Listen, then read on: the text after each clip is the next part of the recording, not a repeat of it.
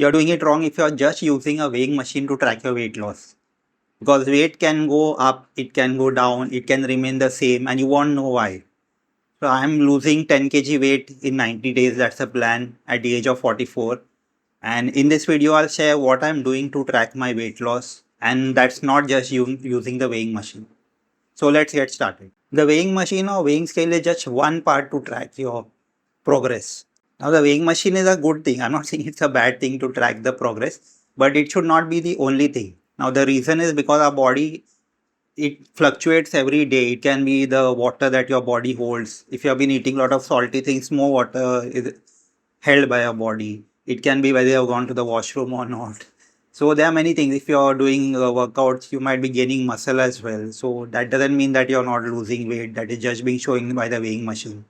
So there are many factors which vary day to day. Also, it can fluctuate based on number of factors. That the weighing scale is not showing you the true results of your weight loss.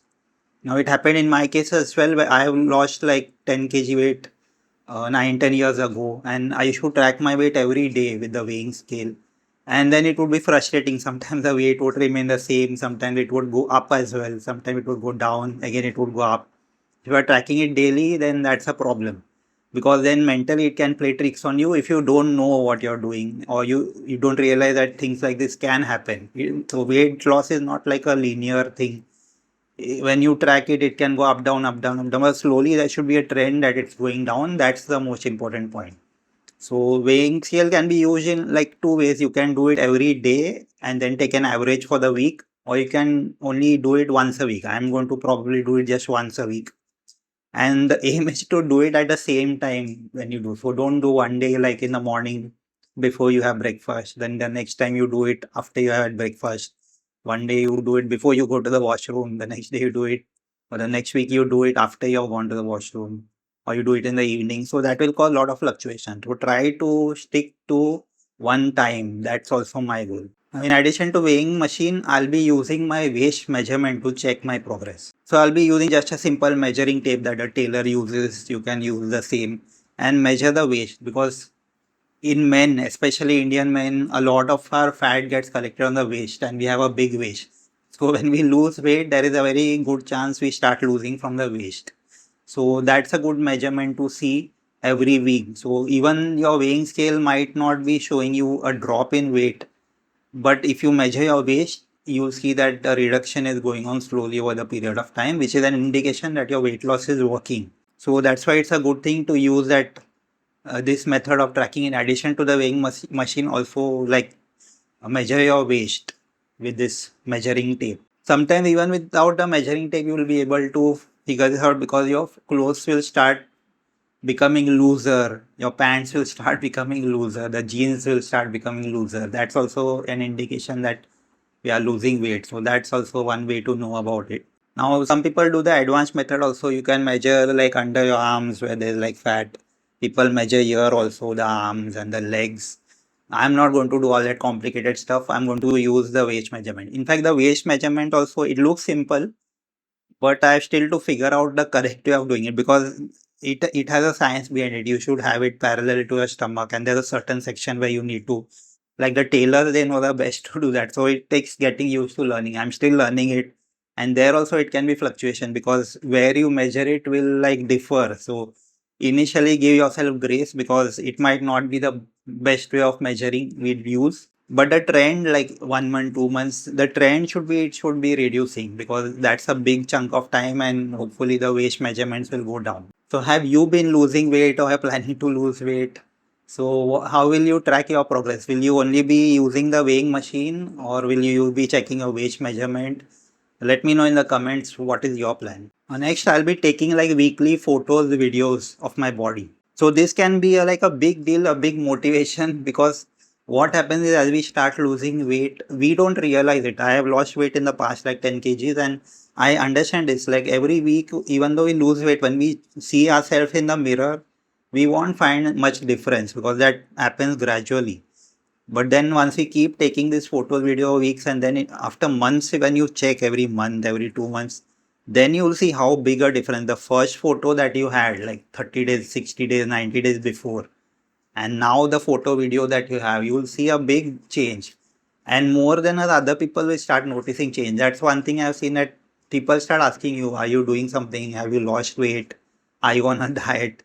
So that will also be an indication that you are losing weight, because other people will start complimenting you on that. You might not even be able to realize that or see that, because the body, our mind, eyes get used to it. But other people who have not seen you for many days will capture it immediately. So the way I'll take photos is basically using this phone camera, record photos, videos, the front side, the side, the stomach, then the back side, the back, the lower back where all that fat is collected. So take pictures every week. One thing I need to do is I need to shave off my body hair, because I have a lot of hair which blocks the views and the cuts that you may see, especially if you're working out and stuff and losing. So I need to, that's one thing I need to work on. It's a work in progress. I need to somehow get rid, which is a task in itself. And the important thing is the right lighting. So don't take the pictures, photos in dark conditions in the night. And as much as possible, I think the best thing is in the morning, afternoon, when the sun is coming up. It gives a really good view of your body. So that's a good time to take the photos. And if you're working out, one thing is the lighting can make a big difference. So that's something I need to also work on. I have seen it happen in the past. So there's a particular angle. If the light comes from top, not from the side, but from the top, it gives a much better view of your definition. If you've been working out, your chest, your arms, your back muscles will become more visible with that. I'll do a separate video on that when I try it myself afterwards, when I have visible features on my body. So that's a separate thing. But the best time to take your videos, photos is in the light, in the morning, afternoon, when you have good sunlight and visibility. And I'll also be using my strength tracking, my progress, to see how much muscle I'm gaining. So I'm also doing workouts during the 90-120 days as I'm losing weight, to build muscle as well. So to track that progress, the best is this progressive overload. Basically, it means that if this week I'm lifting say 20 kg weights for whatever exercise, and next week I'll attempt to lift 22 kgs or 25 kgs weight for the same number of repetitions. And if I can do that successfully without cheating or without getting tired, fatigue, then it means my body muscle has progressed, it has increased, improved. So that's also an indication that progress is happening. So that's the way to measure it that I'm using. I use a notebook and I record my workouts. So whatever workouts I do, whatever sets, reps I do, exercise I do, I note everything. And then the next time I try to improve on that by increasing the weight. So I keep the sets and the reps same for now. And the way I'm doing progressive overload is increasing the weights with the resistance bands. And then initially you may feel more fatigue, you may feel more muscle soreness, but as you get better and better at doing it regularly, then that keeps improving. So that's also an indication you're making progress. You get better sleep, you feel better, you move around better, you feel lighter, and the more muscle you have, the more fat you also lose. So all these things are also a way of measuring your progress. And the last tracking measurement I'll use is the way of feeling better. So overall, my goal with this to reduce the weight, lose this 10 kg weight, and to gain muscle, it's to get better health. It's just not only to look better, which is of course one of the benefits, but one of the main reasons is to be healthier at age 44 and beyond. So that's also an indication of progress, a way of intangible maybe progress. You're feeling better, you're feeling confident, you get better sleep, you don't have more stiffness when you get up in the morning. That's a typical complaint that people over 40, when they get up, they feel stiffness in their joints, muscles. So you don't feel, I now itself I'm not feeling that. You feel lighter, you can move around easier, you can do any work easier, you can lift things easily. So you don't complain all those things which people over 40 complain about. So that's also an indication that you're getting better and better, healthier and healthier, fitter. And that's also a way you can measure it. So that's my goal for the next 90-120 days. Every week, track this progress. Not just using the weighing machine. Use the weighing machine, but in addition, check the waist measurements, check how you're feeling, take the videos, photos every week, and then check, compare them. So using all these things, I'll be tracking my progress over the period of time. Now I'm also doing workout. So as part of doing the workout, I need to have a proper diet as well, because you need a high protein diet. So that's what I'm going to do. I'm around 66 kilos, at least when I started 66, 68 kilos. So based on that equation, I need around 110 grams of protein every day. So check this video where I talk about how I'm getting that 110 gram of protein every day.